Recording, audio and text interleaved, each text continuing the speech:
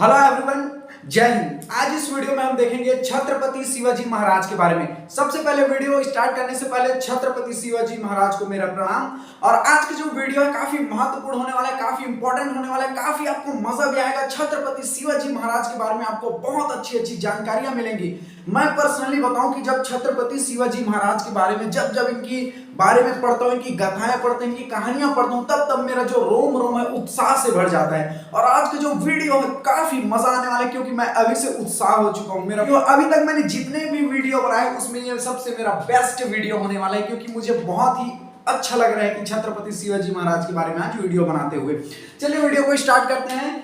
छत्रपति शिवाजी महाराज, छत्रपति शिवाजी महाराज के बारे में वीडियो स्टार्ट करने से पहले मैं ये बता दूं कि छत्रपति शिवाजी महाराज इतने बेहतरीन कुशल योद्धा शासक थे, राजनीति में एक्सपर्ट, कूटनीति में एक्सपर्ट, हिंदू धर्म को बढ़ावा करने वाले, अखंड भारत की नींव रखने वाले और पूरे भारत को हिंदू राज्य बनाने वाले छत्रपति शिवाजी महाराज के बारे में आज देखेंगे। और हम ये भी देखेंगे कि गवर्नमेंट एग्जाम में इनसे किस तरह से क्वेश्चन पूछे जाते हैं, इसको भी हमको ध्यान में रखना है। ठीक है, चलिए देखते हैं। छत्रपति शिवाजी महाराज, मराठा साम्राज्य के संस्थापक का क्या नाम है? छत्रपति शिवाजी महाराज। आपको जानकारी के लिए बता दूं, अगर मैं कहीं पर छत्रपति नहीं लगा पाया, बहुत से लोग कमेंट करने लग जाएंगे, अरे भाई वीडियो बनाते हैं कहीं पर मुंह से नहीं निकला, तो उसको आप नजरअंदाज कीजिए, क्योंकि आपको गवर्नमेंट एग्जाम की दृष्टिकोण से भी देखना है। और रही बात छत्रपति शिवाजी महाराज के बारे में, हमारे मन में, हमारे हृदय में छत्रपति शिवाजी महाराज के लिए हमेशा आदर्श की भावना है, उनके चरणों में हमारा नमन है।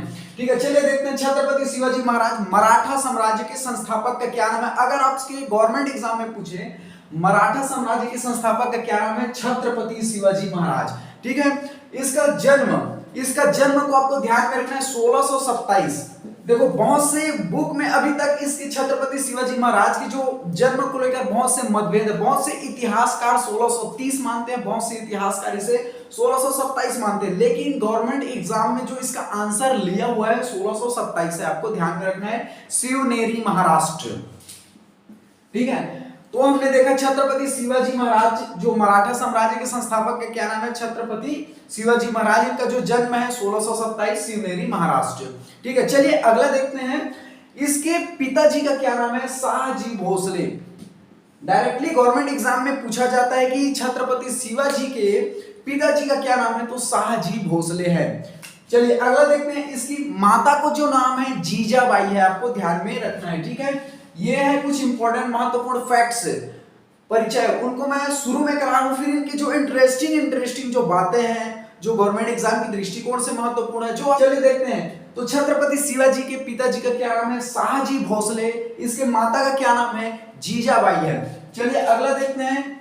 जो गवर्नमेंट एग्जाम में इनकी पत्नियों को लेकर पूछे जाते हैं, मैंने केवल उनको सबमिट किया क्योंकि हमें गवर्नमेंट एग्जाम को भी ध्यान में रखना है। तो छत्रपति शिवाजी महाराज की जो पत्नी का क्या नाम है? साईबाई। एक पत्नी का क्या नाम है? साईबाई। और ये साईबाई से जो प्राप्त पुत्र है उसका क्या नाम है? संभाजी।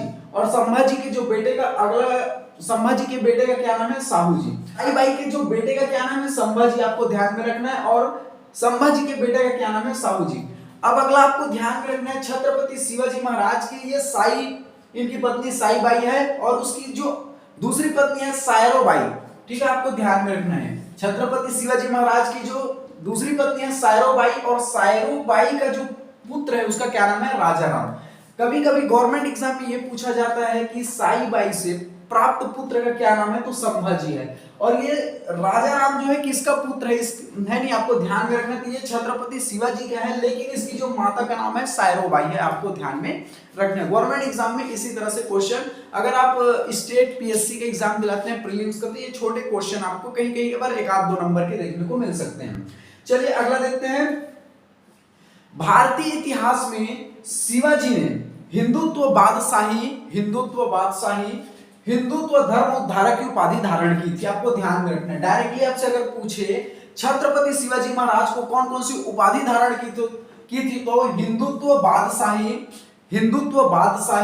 हिंदुत्व धर्म उद्धारक। छत्रपति शिवाजी के बारे में आपको बता दूं कि जब वो छोटे थे तो इनकी जो माता है उन्हें हमेशा छत्रपति शिवाजी को रामायण महाभारत की कहानियां सुनाते थे। तो बचपन से ही छत्रपति शिवाजी महाराज को हिंदू धर्म के प्रति बहुत ही लगाव, आस्था, और हमेशा से जैसे जैसे ये बढ़ते गए पूरे राज्य को हिंदू राज्य बनाने के लिए अखंड इन्होंने प्रयास किया, अखंड भारत की इन्होंने नींव रखी और हमेशा से हिंदू धर्म को बहुत अच्छे से बढ़ाने का हमेशा प्रयास किया। जब तक ये जिंदा रहे केवल अपनी प्रजा के लिए सोचे, हिंदू धर्म के लिए सोचे, हिंदू धर्म को हमेशा आगे बढ़ाने के लिए सोचे।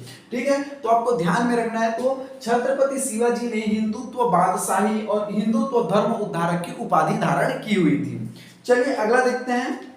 इनके जो किले जीते, देखो छत्रपति शिवाजी महाराज ने बहुत से किले जीते हैं, लेकिन हम यहाँ पर तो पूरे किले को डिस्कस नहीं कर सकते हैं, ठीक है, क्योंकि जो एग्जाम के दृष्टिकोण से उसको भी हमें ध्यान में रखना है। जो इंपॉर्टेंट किले पूछे जाते हैं उनको हमको ध्यान में रखना है। तो आपको ये सन याद रखना है, 1644 में छत्रपति शिवाजी ने तोरण का किला जीता। डायरेक्टली आपसे ये पूछा जाता है कि तोरण का किला छत्रपति शिवाजी ने किस वर्ष जीता, तो 1644 में जीता, आपको ध्यान में रखना है। अगला हम देखेंगे 1656 में छत्रपति शिवाजी जो महाराज हैं ये जबाली का किला जीता, आपको ध्यान में जबाली का जो है किला जीता। और इस किले से जब जबाली का किला जीता तो इस विजय के बाद शिवाजी को आर्थिक रूप से निर्भर हुई। देखो आपको ध्यान में रखना है, 1644 में तोरण का किला जीता छत्रपति शिवाजी महाराज ने। ये क्वेश्चन आपसे पूछे जाते हैं कि छत्रपति शिवाजी ने तोरण का किला किस वर्ष जीता, जबाली का किला किस वर्ष जीता, तो 1656 में जीता। जब जबाली का किला जीता छत्रपति शिवाजी ने तो ये आर्थिक रूप से जो है आत्मनिर्भर हुए। देखो इनको बहुत सारे धन मिले, तो जब इनको धन मिले तो आर्थिक रूप से ये आत्मनिर्भर बने। इन्होंने अपनी सेना को और सुदृढ़ बनाया और मजबूत बनाया। अनेक से सैनिकों के सैलरी देने के लिए इनके पास पैसा आ गया, हाथी घोड़ा रखने के लिए पैसे आ गए, तलवार हो गया, भाला खरीदने के लिए इनके पास पैसे आ गए और अपने सैनिकों को सैलरी देने के लिए भी पैसे आ गए, अपने सैनिकों को मजबूत करने के लिए भी इनके पास पैसे आ गए। इस तरह से जो छत्रपति शिवाजी है 1656 में जबाली का जब किला जीता तो आर्थिक रूप से जो है निर्भर हो गए। आपको ध्यान में रखना है, कहीं न कहीं इनके पास अच्छी खासी धन संपदा आ गई इस किले को जीतने के बाद, जिसके बाद इन्होंने जो है अपने सैनिकों को और फौज को और मजबूती बनाया। ठीक है, आपको ध्यान में रखना है। चलिए अगला देखते हैं। मैं यहाँ पर एक फैक्ट भूल गया हूँ, आपको ध्यान में रखना है, ये मेरे को याद आ गया। इनके जो आध्यात्मिक गुरु है और राजनीतिक गुरु के बारे में मैंने चर्चा करना भूल गया था। चलिए देखते हैं, छत्रपति शिवाजी के आध्यात्मिक गुरु का क्या नाम है, रामदास है, आपको ध्यान में रखना है। ठीक है, डायरेक्टली क्वेश्चन पूछे जाते हैं कि छत्रपति शिवाजी के आध्यात्मिक गुरु का क्या नाम है, तो रामदास है। छत्रपति शिवाजी की जो सैन्य क्षेत्र में इनके गुरु का क्या नाम है, गुरु दादा कोंडदेव है, आपको ध्यान में रखना है। ठीक है, डायरेक्टली क्वेश्चन पूछे जाते हैं कि छत्रपति शिवाजी के राजनीतिक गुरु कौन है और या फिर सैन्य क्षेत्र में गुरु कौन है, तो ये गुरु दादा कोंडदेव हैं। देखो गुरु दादा कोंडदेव ने छत्रपति शिवाजी को बचपन से तलवारबाजी करना सिखाया, घुड़सवारी करना सिखाया, उसको राजनीति करना सिखाया, कूटनीति करना सिखाया। अगर उनको ये भी सिखाया कि अगर दुश्मन जो है अगर आपसे दगाबाजी कर रहे हैं तो आप भी उनके साथ कैसे पेश आएंगे, कैसे उनसे लड़ेंगे, अगर आप घिर गए हैं विषम परिस्थिति में तो कैसे उनके साथ जो है आप मुकाबला करेंगे। बेहतरीन राजनीति के क्षेत्र में हो, युद्ध के क्षेत्र में हो, युद्ध में अगर फंस गए हैं, आपको युद्ध कैसे जीतना है, बड़ी संकट में आपकी फौज है तो उस समय आपको कैसे जीतना है, तलवारबाजी करना है, यानी कि पूरे सैन्य क्षेत्र, राजनीति क्षेत्र, कूटनीति क्षेत्र की ज्ञान किससे प्राप्त हो, दादा कोंडदेव से प्राप्त हुआ, आपको ध्यान में रखना है। और छत्रपति शिवाजी महाराज इतने बेहतरीन कुशल नेतृत्व करने वाले बेहतरीन योद्धा, बहुत बहादुर। छत्रपति शिवाजी महाराज के बारे में अगर मैं जब भी पढ़ता हूँ, जब इनके बारे में पढ़ता हूँ, मेरा उत्साह से हमेशा रोम रोम भर जाता है और मैं बस पता नहीं चलता है कि कितने भी किताबों की पेज पढ़ डालता हूँ फिर भी ऐसा लगता है कि कितने जल्दी समय का पता ही नहीं चलता। तो छत्रपति शिवाजी महाराज ने जो है अनेक किले जीते हैं, ये किले का आपको ध्यान में रखना है। छत्रपति शिवाजी महाराज ने बहुत से किले जीते हैं, आपको ध्यान। उस टाइम दिल्ली में जो शासक कौन था, औरंगजेब था। तो छत्रपति शिवाजी जो महाराज जो है बहुत से जो है अपने कुशलता के दम पर जो है बहुत से किले को जीत लिया था। दिल्ली में आपको बता दूं शासक कौन था, औरंगजेब था। औरंगजेब जो है जब भी इनके बारे में सुनता, औरंगजेब जो है जब भी छत्रपति शिवाजी महाराज के बारे में सुनता तो वो जो है कहीं ना कहीं औरंगजेब भी डर जाता, अरे बाप रे पूरा के पूरा किला जीतते जा रहे हैं। और जो दक्षिण में अन्य जो शासक थे ये इनसे खफा कर रहते थे छत्रपति शिवाजी महाराज से कि ये पूरा किला को जीतते जा रहा है, किसी का सुनने वाला नहीं, और पूरे भारत को अखंड भारत बनाने की सोच में है और पूरे हिंदू राज्य बनाने के लिए इनका एक सपना है। तो बहुत से अलग अलग जो शासक थे ये इनसे खफा थे। छत्रपति शिवाजी महाराज को कहीं न कहीं मारना चाहते थे, छत्रपति शिवाजी को कहीं न कहीं उनका दमन करना चाहते थे। दिल्ली में भी जो शासक था औरंगजेब के भी इन्होंने बहुत से किले को जीत लिए थे। दिल्ली जो शासक में कौन था? औरंगजेब। ये छत्रपति शिवाजी महाराज जो उनके भी बहुत से किले जीत चुके थे। औरंगजेब भी इनसे नाराज थे और बहुत से जो दक्षिण में भी शासक थे वो भी जो है छत्रपति शिवाजी महाराज से जो है कहीं न कहीं बहुत से नाराज थे। चलिए अगला हम देखते हैं, छत्रपति शिवाजी महाराज से कहीं कहीं ये बीजापुर के जो शासक थे कहीं कहीं बहुत ही नाराज थे। तो ये जो बीजापुर के शासक का क्या नाम है? आदिल शाह। आदिल शाह ने अपने दरबार में कहा कि ये छत्रपति शिवाजी जो है बहुत ही उछल रहा है आजकल, इनको जिंदा हो या मुर्दा हो कौन पकड़ कर लाएगा? तो इनका जो सेनापति है अफजल खान ने कहा। तो बीजापुर के शासक का क्या नाम है? आदिल शाह। और आदिल शाह के सेनापति का क्या नाम था? अफजल खान था। अफजल खान ने बोला कि हुजूर मुझे ये मौका दीजिए, छत्रपति शिवाजी को जिंदा या मुर्दा मैं पकड़ के लाऊंगा इसे। अफजल खान ने ये बोला कि छत्रपति शिवाजी को अपने जो आदिल शाह के सेनापति का क्या नाम था? अफजल खान था। अफजल खान ने यह कहा कि हुजूर ये मौका मुझे दीजिए और मैं जो छत्रपति शिवाजी को जो है चूहे की भांति अपने पैरों से मसल दूंगा। तो ये बीजापुर के शासक ने कहा कि ठीक है अफजल खान, हम तुमको मौका देते हैं, छत्रपति शिवाजी को जिंदा हो या मुर्दा हो, शिवाजी को कहीं कहीं जिंदा हो या मुर्दा हो हमारे पास दरबार में लाइए। तो ये अफजल खान जो था बीजापुर के शासक का क्या नाम था? आदिल शाह। और आदिल शाह ने अपने सेनापति अफजल खान को भेजा, ठीक है, किसे? छत्रपति शिवाजी को जिंदा या मुर्दा मारने के लिए और हमारे दरबार में लाइए उनका लाश को करके। तो इनके सेनापति का क्या नाम था? अफजल खान। अफजल खान 7 फीट का, हाइटेड 8 फीट का हष्ट पुष्ट आदमी था ये अफजल खान। और अफजल खान और छत्रपति शिवाजी के बीच जब मुठभेड़ हुई, छत्रपति शिवाजी और अफजल खान के बीच जब मुठभेड़ हुई तो दोनों में जब बात हुआ तो ये छत्रपति शिवाजी महाराज हमेशा से बहुत ही बुद्धिमान थे, क्योंकि उन्हें पता था कि शत्रु हमेशा शत्रु होता है। तो जब अफजल खान और छत्रपति शिवाजी महाराज के बीच में जब बात हुई तो ये अफजल खान और छत्रपति शिवाजी महाराज के बीच में जब मुठभेड़ हुई तो अफजल खान ने कहा कि छत्रपति शिवाजी आइए हम आपके साथ गला लगते हैं। छत्रपति शिवाजी महाराज भी बहुत बुद्धिमान थे, क्योंकि वो हमेशा से पता था कि राजनीति कूटनीति में छत्रपति शिवाजी महाराज भी बहुत ही एक्सपर्ट थे और दुश्मन से हमेशा सचेत रहना ही चाहिए, ये छत्रपति शिवाजी बहुत भली भांति जानते थे। तो अफजल खान जो क्या था? 7 फीट का ऊंचा लंबा हष्ट पुष्ट आदमी था और छत्रपति शिवाजी महाराज से कहते हैं कि चलिए आइए एक बार गले लगते हैं। तो ये जो अफजल खान था, आप देखिए, इमेजिन कीजिए, छठा जो था 7 फीट का हष्ट पुष्ट आदमी था और छत्रपति शिवाजी महाराज से ऐसे गले लग रहा है। तो ये अफजल खान ने जो है पीछे से ऐसे खंजर खान जो है पीछे से ऐसे क्या निकाला? चाकू निकाला, ताकि छत्रपति शिवाजी के पीठ में भोंक सके उस चाकू को, ठीक है। तो ऐसे गला लग रहा है, इमेजिन कीजिए। और अफजल खान 7 फीट का हाइटेड, 7 फीट के हष्ट पुष्ट आदमी छत्रपति शिवाजी से ऐसे गला लग रहा है और ये अफजल खान जो है उनको धोखे से ऐसे चाकू निकालकर उनके पीठ पर वार करने वाला है छत्रपति शिवाजी महाराज के।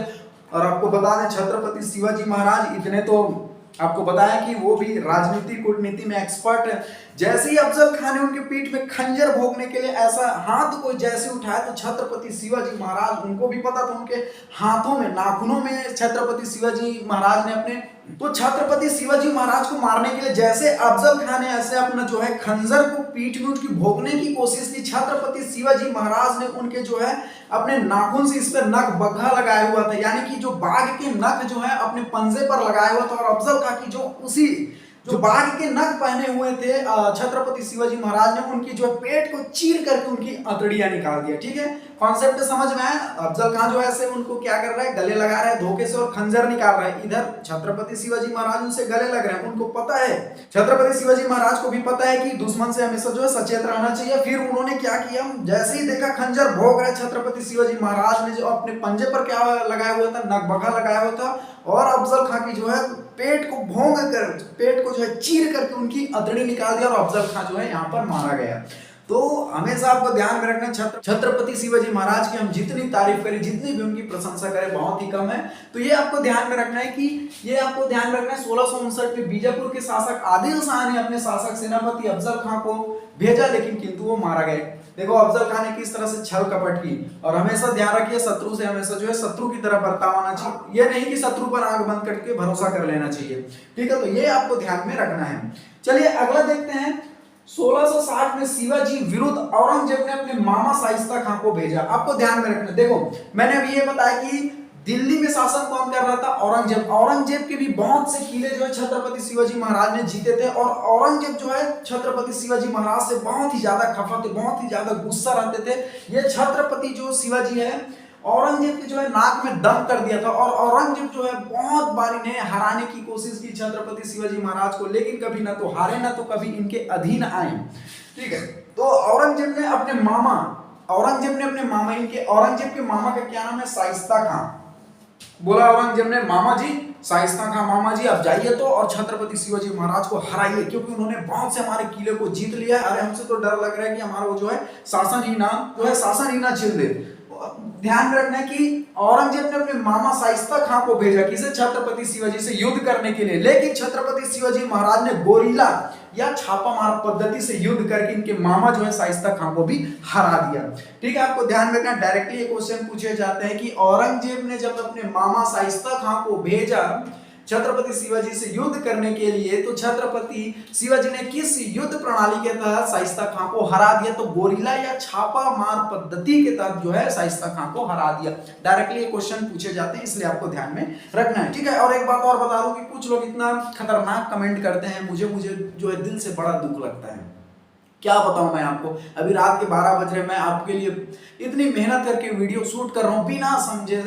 कुछ लोग इतने गंदा भद्दे कमेंट करते हैं कि क्या बताएं यार। कम से कम एटलीस्ट हम जो है आपके लिए इतनी मेहनत करते हैं निस्वार्थ भाव से, तो बहुत ही दुख लगता है। आप ये बताइए, मैं कमेंट करने के लिए आपको मना नहीं करता, अगर मैं छत्रपति शिवाजी महाराज के बारे में बता रहा हूँ, अगर यहाँ पर कभी कहीं मुझसे गलती हुई, चाहे डेट ऑफ बर्थ को लेकर, कोई जानकारी को लेकर, वहां पर आप कमेंट कीजिए कि आपने जो है गलत जानकारी दी, आपको यहाँ पर सुधार करना चाहिए। बट आप वीडियो को देखते नहीं, बिना मतलब का आप कमेंट कर देते हैं, बड़ा दुख लगता है। और बहुत से ऐसे जो पढ़े लिखे जो गंदे सोच के आदमी, उनसे तो मुझे बहुत ही घृणा लगती है कि आप पढ़ लिख कर इस तरह से गंदी सोच रखते हैं। अब कुछ लोग ऐसे बोलते हैं, देखो जब हम औरंगजेब मुगल साम्राज्य पढ़ा रहे थे, बाबर, हुमायूं, अकबर, तो कुछ लोग ऐसे कमेंट कर रहे थे कि आप जो है पहले तो यूपीएससी मेंस लिख लीजिए फिर बताइएगा। आप मेरे को ये बताइए, आपको बता दूं आपकी जानकारी के लिए, जो जितना आप स्टेट पीएससी का सिलेबस देखते हैं, यूपीएससी का सिलेबस देखते हैं, इनको आप कहीं ना कहीं पढ़ के निकल चुके हैं। ये सब चीज जो है औरंगजेब, हुमायूं, बाबर, अकबर, ये 10th क्लास की हिस्ट्री की बुक में है। आप मेरे को बताइए कि जिसको हम पढ़ के निकल चुके हैं, क्या उनके लिए हमें यूपीएससी मेंस लिखना पड़ेगा? ठीक है, आपकी बातों में सहमत है। फिर एक बार और बता दूं, अगर मान के चलो विराट कोहली के बारे में अगर लिखने के लिए आए, तो क्या आप पहले हम यूपीएससी मेंस लिख कर आए फिर आपको विराट कोहली के बारे में बताएं? मैं आपको यह भी बोलता हूं कि आप इंडिया में कोई भी ऐसा इंस्टीट्यूट नहीं है, कोई भी ऐसा संस्था नहीं है जो कंफर्म आपको ये कर दे कि आप उस संस्था से पढ़ेंगे तो कंफर्म आपको जो है गवर्नमेंट जॉब लग जाएगा। भारत में कोई ऐसा संस्था ही नहीं है जो इस बात को गारंटी कर दे। मैं आपको बता दूं कि ऐसे मैं अपने मित्रों को जानता हूं जो लगातार 3 बार 4 बार प्रीलिम्स नहीं निकाले, उनका 5वीं बार में जो है उनका पोस्टिंग हुआ है, उनको जॉब मिला है। लेकिन जॉब मिलने के बाद भी ऐसे मेरे मित्र भी हुए हैं जिनको जब उस बार का जो क्वेश्चन नहीं आ रहा है प्रीलिम्स का, तो वो देखकर घबरा गए कि शायद हमसे इस बार नहीं निकल पाता। तो ये जो स्टेट पीएससी का एग्जाम है, अनसर्टेन है, अनिश्चितता, इस पर कोई कंफर्मेशन नहीं किया जा सकता। और मैं हमेशा अपनी वीडियो में ये बोलता हूँ कि मैं ये नहीं कहता कि आप मेरी वीडियो देख रहे हैं वो उनसे ही गवर्नमेंट एग्जाम में आए, लेकिन हाँ, जिस टॉपिक को आप देख रहे हैं, जैसे छत्रपति शिवाजी महाराज, आपको बेहतरीन इसके बारे में नॉलेज मिलेगी। अगर मान के चलो मुझे जो है डाइजेशन सिस्टम के बारे में पता है, मैंने आपको डाइजेशन सिस्टम के बारे में बढ़िया से बता दिया। मान के चलो आप यूपीएससी ऑप्शनल में एग्रीकल्चर लेते हैं, हमने 6 साल वहां एग्रीकल्चर पर, क्योंकि 11th 12th हमारे एग्रीकल्चर में बीएससी एग्रीकल्चर ग्रेजुएट हैं। शायद अगर आप यूपीएससी मेंस में जो है एग्रीकल्चर ले रहे हैं, अगर आपको कंटेंट नहीं मिल रहा तो हम अपने यूट्यूब के माध्यम से आपको जो है सहायता कर दिए, तो कहीं ना कहीं आपके लिए बेनिफिट होगा। मान के चलो आपको जो है करंट अफेयर की जानकारी नहीं है, वर्तमान में कितने यूनियन टेरिटरी, कितने स्टेट है, उसके बारे में हमने वीडियो बना दिया, शायद आपको पता ना हो, जानकारी मिल जाए। शायद हमने अगर कॉन्स्टिट्यूशन के प्रीएम्बल के बारे में अगर हमको पता है थोड़ी बहुत, अगर हम वीडियो के माध्यम से सही जानकारी दे दें, शायद आपको पता ना हो तो वीडियो के माध्यम से आपको पता लग जाए। तो कहने का मतलब ये चीज है, हमारी वीडियो बनाने का मतलब ये रहता है कि आपको एक अच्छी जानकारी मिल जाए। और इंडिया का कोई ऐसा इंस्टीट्यूट नहीं है जो एक कंफर्मेशन कर दे कि आपको जो है यूपीएससी में होगा, स्टेट पीएससी में होगा, कोई ऐसा इंस्टीट्यूट है ही नहीं है। आपको ध्यान में रखना इस बातों को लेकर। इस तरह से गंदे कमेंट करते हैं, आपको शर्म आनी चाहिए जो पढ़े लिखे लोग हैं इस तरह से गंदे कमेंट करते हैं। ठीक है, हमारा एक उद्देश्य है कि आपको केवल नॉलेज मिल जाए, अच्छी नॉलेज मिल जाए। और सही जहां पर हम गलत करते हैं वहां पर कमेंट कीजिए कि आपने गलत पढ़ाया करके। और रही बात, क्योंकि हम जो है 3-4 सोर्स इकट्ठे करके अच्छी सी जानकारी करने के बाद हम भी वीडियो बनाते हैं, क्योंकि हम भी पढ़े लिखे, हमको भी पता है कि गलत जानकारी देने से क्या असर हमको भी हो सकता है। ठीक है, इसलिए आप जो है ध्यान रखिए और ऐसे गंदे कमेंट मत कीजिए, कहीं कहीं आप पढ़े लिखे हैं, क्योंकि ऐसे गंदे कमेंट करके आप जो है मेरा ही नहीं पूरे इंडिया में जितने भी बेरोजगार लोग हैं, जितने भी लोग बेरोजगार हैं, जो अपनी माँ के गहने बेचकर, जो अपने खेत बेचकर, जो अपनी मजदूरी करके वहां पर पढ़ाई करने के लिए जाते हैं, और ऐसे आप जैसी लोग हैं जो उनको आकर जो है आत्महत्या करने पर मजबूर कर देते हैं, बोलते हैं कि गए तो था तैयारी करने, क्यों कलेक्टर नहीं बन गया है, क्यों कलेक्टर नहीं बना, ऐसे ताने भरते रहते हैं। तो कम से कम पढ़े लिखे लोग तो ऐसा मत कीजिए, आप मुझे कमेंट करके या मुझे बुरा बोल के तमाम उन इंडिया के सभी बेरोजगार युवकों का मजाक उड़ा रहे हैं, ठीक है। और एक पढ़े लिखे बेरोजगार की जो भावनाएं होती हैं, उनका दुख जो होता है, केवल एक पढ़े लिखे बेरोजगार ही समझ सकते हैं। दुनिया उन्हें तो, समाज उनको तो ऐसे ही ठुकरा देती है बिना सफल हुए। तो आप कम से कम पढ़े लिखे लोग समझिए इस बात को लेकर के। 1660 में औरंगजेब ने अपने मामा का क्या नाम था, शाइस्ता खान ने जो है छत्रपति शिवाजी महाराज के साथ युद्ध करने के लिए भेजा, लेकिन छत्रपति शिवाजी महाराज ने गोरिल्ला या छापामार पद्धति के तहत क्या कर दिया, शाइस्ता खान को हरा दिया, ठीक है। आपको बता दें कि छत्रपति शिवाजी महाराज के सैन्य क्षेत्र में इनके गुरु कौन थे, दादा कोंडदेव, और इनसे तलवारबाजी, घुड़सवारी, राजनीति, कूटनीति, आप किसी भी तरह से एक्सपर्ट थे छत्रपति शिवाजी महाराज, ठीक है। और आपको बता दूं कि ये छत्रपति शिवाजी महाराज जो है औरंगजेब से तो बिल्कुल चिढ़ते थे, क्योंकि ये औरंगजेब जो था बहुत ही कट्टर मुसलमान था। वो लोगों को धर्म परिवर्तन करने के लिए विवश करता था। अगर कोई धर्म परिवर्तन नहीं करता था ये औरंगजेब, ठीक है, ये औरंगजेब जो है लोगों से धर्म परिवर्तन करने के लिए उनको मजबूर करता था। अगर कोई लोग जो है धर्म परिवर्तन नहीं करते तो उनका आंख फोड़वा देता, उनका जो है हाथ कटवा देता, उनका जुबान कटवा देता, ठीक है। ये कट्टर मुसलमान था कौन, औरंगजेब। आपको मैंने जब औरंगजेब कराया था तो ये भी बताया था कि इन्होंने सिख के जो 9वें गुरु हैं तेग बहादुर सिंह की जो हत्या कर दी, इसलिए कर दी क्योंकि सिख के जो 9वें गुरु हैं तेग बहादुर ने जो है इस्लाम कबूल करने के लिए मना कर दिया। तो ये औरंगजेब ने जो है सिख के 9वें गुरु तेग बहादुर को क्या कर दिया, मरवा दिया था। तो ये छत्रपति शिवाजी महाराज जो थे अखंड भारत में जो है हिंदू राज्य बनाने का संकल्प लिए हुए थे। पूरे हिंदू धर्म को बहुत बेहतरीन ढंग से प्रचार प्रसार करते थे। हिंदू जब तक इन्होंने जिया, हिंदू धर्म के लिए जिया।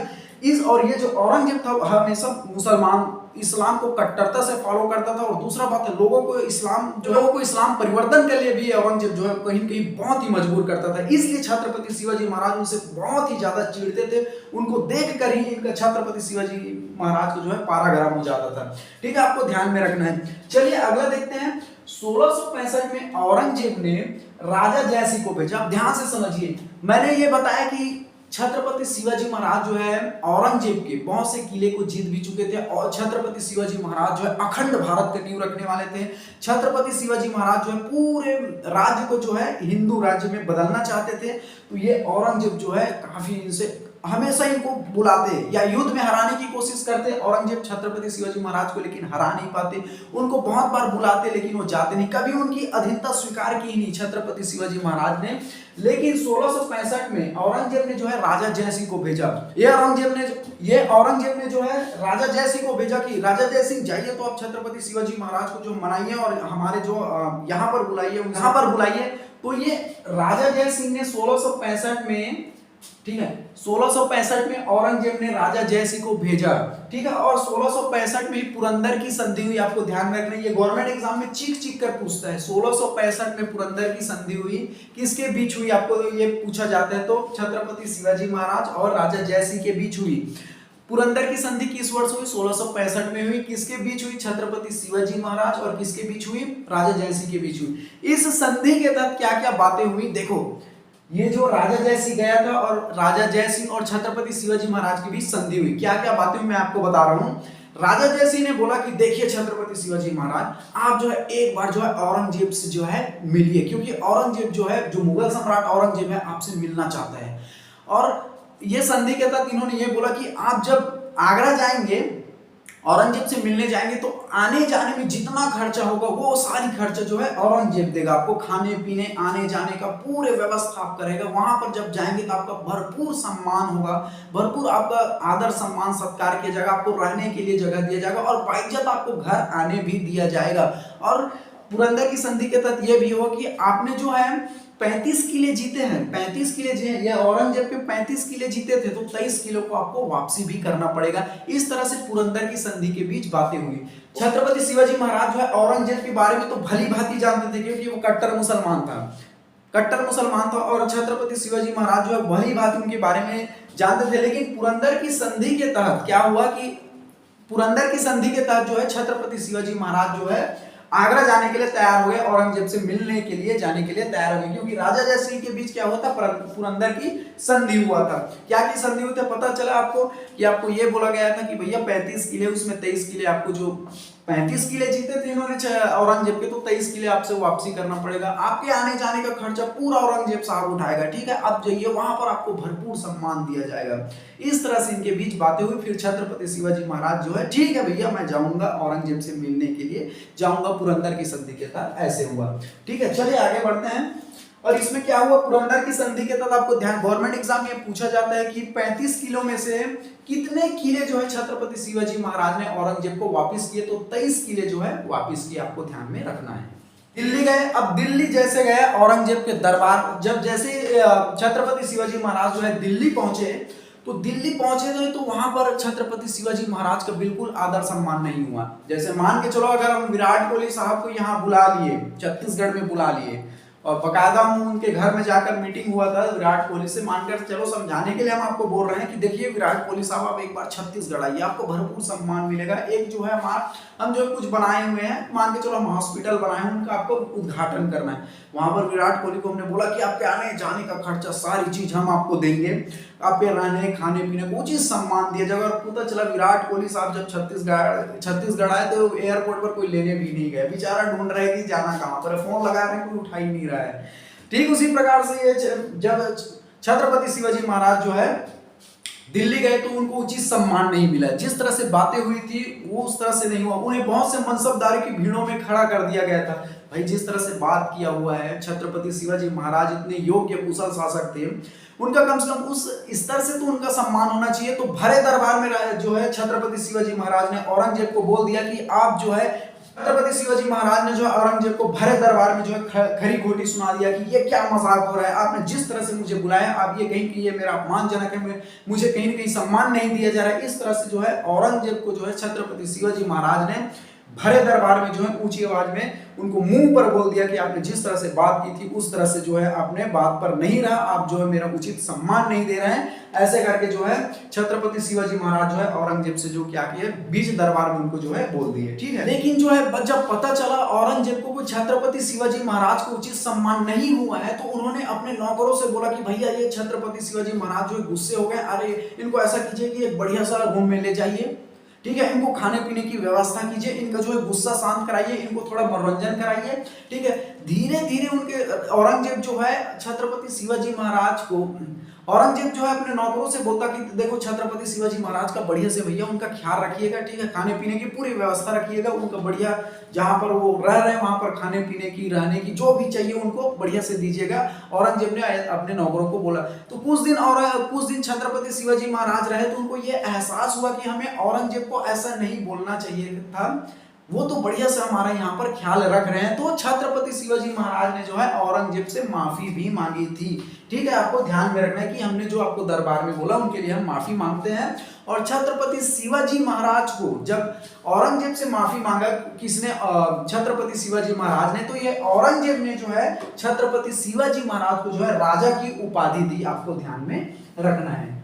ठीक है, चलिए अभी तक मैंने जितने भी बताए छत्रपति शिवाजी महाराज के बारे में बहुत बहुत इंपॉर्टेंट है, एक एक लाइन को पूरे स्टेट पीएससी में पूछे गए, आपकी जानकारी के लिए बता दूं, क्योंकि मैं पूरे प्रीवियस ईयर को ध्यान में रखकर, बहुत से कंटेंट को ध्यान में रखकर मैं जो है ये कंटेंट बनाता हूं, इसलिए जो है आप नजरअंदाज मत कीजिएगा और फालतू के कमेंट बिल्कुल मत कीजिएगा, क्योंकि आप पूरे वीडियो देख लीजिए उसके बाद आप कमेंट कीजिएगा, क्योंकि आप 2 मिनट वीडियो देखते हैं फिर कुछ भी भद्दा कमेंट कर देते हैं। आप पूरे वीडियो देखिए, फिर आपको इंपॉर्टेंस पता चल जाएगा कि कितनी गहराई से वीडियो बनाए गए हैं। ठीक है, अभी तक मैंने जितने कराए वो पूरे इंपॉर्टेंट है, बहुत बार पूछा जा चुका है, आपको बता दूं जानकारी के लिए। जैसे पुरंदर की संधि कब हुई, इसको पूछा जा चुका है। शाइस्ता खां जो है, शाइस्ता खां और औरंगजेब के बीच जो है कब युद्ध हुआ, किस पद्धति के तहत शाइस्ता खां को हराया, अफजल खां को जो है, अफजल खां और जो है छत्रपति शिवाजी महाराज के बीच किस वर्ष युद्ध हुआ, आगरा मिलने कब गया, ठीक है, कितने किले वापसी गए पुरंदर की संधि के तहत, पूरे को गवर्नमेंट एग्जाम में पूछा जा चुका है। इनके पापा का नाम, इनके माता का नाम, ठीक है, इनकी पत्नी के नाम, पूरे को गवर्नमेंट एग्जाम में पूछा जा चुका है। चलिए अगला देखते हैं। 1674 में छत्रपति शिवाजी महाराज को जो है, ठीक है, 1674 में ये पंडित आपको ध्यान में रखना है गंगा भट्ट द्वारा, ये डायरेक्टली क्वेश्चन पूछे जाते हैं कि 1674 में पंडित गंगा भट्ट के द्वारा राज्याभिषेक किया गया और जो है ये शिवाजी को जो है छत्रपति की उपाधि दी। आपको ध्यान में रखना, अगर आपको पूछे कि छत्रपति की उपाधि किसने दी तो किस पंडित ने दी, तो 1674 में गंगा भट्ट ने दी। इसे भी बहुत बार पूछा जा चुका है। ठीक है, अभी तक हमने देखा छत्रपति शिवाजी, मैं सम्मान में बोल रहा था, लेकिन अभी तक शिवाजी को वीडियो में जैसे जैसे हम पढ़े तो शिवाजी अभी छत्रपति नहीं बने हुए थे, लेकिन 1674 के बाद इनको जो है छत्रपति शिवाजी की उपाधि मिली, तब से जो है छत्रपति शिवाजी महाराज कहलाए। और ये छत्रपति की उपाधि जो है किसने दी, तो गंगा भट्ट ने दी। ठीक है, इतना आपको ध्यान रखना है। 1674 में पंडित का आपको नाम याद रखना है गंगा भट्ट। ठीक है, गंगा भट्ट ने जो है छत्रपति की उपाधि जो है दी। अगला हमको देखना है कि छत्रपति शिवाजी के अष्टप्रधान, इसे जो है बहुत बार स्टेट पीएससी के एग्जाम में पूछा जा चुका है। छत्तीसगढ़ स्टेट पीएससी 2017 में ये रिपीट किया जा चुका है ये क्वेश्चन। आपको ऑप्शन दे दिया जाएगा कि छत्रपति शिवाजी के अष्टप्रधान में निम्न में से कौन नहीं है। तो पहले छत्रपति शिवाजी के 8 प्रधानों को देख लेते हैं, अष्टप्रधान, उसके बाद हम बात करेंगे। पेशवा, आपको ध्यान रखना है छत्रपति शिवाजी के अष्टप्रधान में जो है पेशवा एक पद होता था, यानी कि उस टाइम पर प्रधानमंत्री बोलते थे, ये सर्वोच्च अधिकारी होता था। अगर मान के चलो राजा की कहीं तबीयत खराब है या राजा कहीं अस्वस्थ है तो उस टाइम पर ये राजा का पद ले लेता था और सर्वोच्च अधिकारी का काम करता था ये पेशवा, जिसे प्रधानमंत्री कहते थे उस टाइम पर। ठीक है, सर ए नौबत, आपको ध्यान रखना है सेनापति। सर ए नौबत को उस टाइम पर क्या कहते थे, सेनापति। जैसे सेना बनाना है, कौन से सैनिक को रखना है, कौन से सैनिक को बाहर भिजवाना है, कौन से तलवार को रखना है, ठीक है, सैन्य संगठन कैसे मजबूत बनाना है, तो ये सब देख रेख कौन करता था, सर ए नौबत करता था। ठीक है, सैनिकों की भर्ती करना, ये सब सर ए नौबत करता था। अमात्य वित्त विभाग का प्रधान होता था। चिटनीस संचार मंत्री होता था उस टाइम पर। ठीक है, सुमंत विदेश मंत्री, आपको ध्यान में रखना है। पंडित राव धार्मिक मामलों का प्रधान होता था। ठीक है, अगर कोई धार्मिक कार्य करना है, पूजा हवन करना है, तो ये तिथि निर्धारण करता था पंडित राव। वाकयनवीस, आपको ध्यान में रखना है, ये गुप्तचर होता था। ठीक है, कोई शत्रु की जो जानकारी है गुप्त रूप से देता था कि कहां पर कौन आक्रमण कर रहा है, कौन शत्रु क्या कर रहा है, गुप्तचर। ठीक है, न्यायाधीश जो है ये न्याय का काम करता था। तो आपको ध्यान में रखना है ये अष्टप्रधान है पेशवा, सर ए नौबत, अमात्य, चिटनीस, सुमंत, पंडित राव, वाकनवीस, न्यायाधीश, ये 8 प्रधान आपको कंठस्थ याद होना चाहिए, क्योंकि गवर्नमेंट एग्जाम में आपको ऑप्शन दे दिया जाएगा और एक में ये अष्टप्रधान नहीं दिए रहेंगे, उनको आपको फाइंड आउट करना है कि निम्न में से शिवाजी के अष्टप्रधान नहीं हैं। ठीक है, आपको ध्यान में इस तरह से रखना है। ठीक है, ये अष्टप्रधान आपको ध्यान में रखना है। डायरेक्टली क्वेश्चन पूछे जाते हैं कि ये अष्टप्रधान के आपको नाम को कंठस्थ याद रखना है, क्योंकि फाइंड आउट करने के लिए आपको दे दिया जाता है। ठीक है, और 1680 में छत्रपति शिवाजी महाराज की जो है मृत्यु हो जाती है। आपको इस तरह से ध्यान में रखना है, 1680 ये सन आपको ध्यान में रखना है। ठीक है, ठीक है, आई होप आपको बहुत अच्छे से समझ आ गया होगा, ऐसा मैं आशा करता हूँ। चलिए, थैंक यू वेरी मच। जय हिंद एवं छत्रपति शिवाजी महाराज की जय।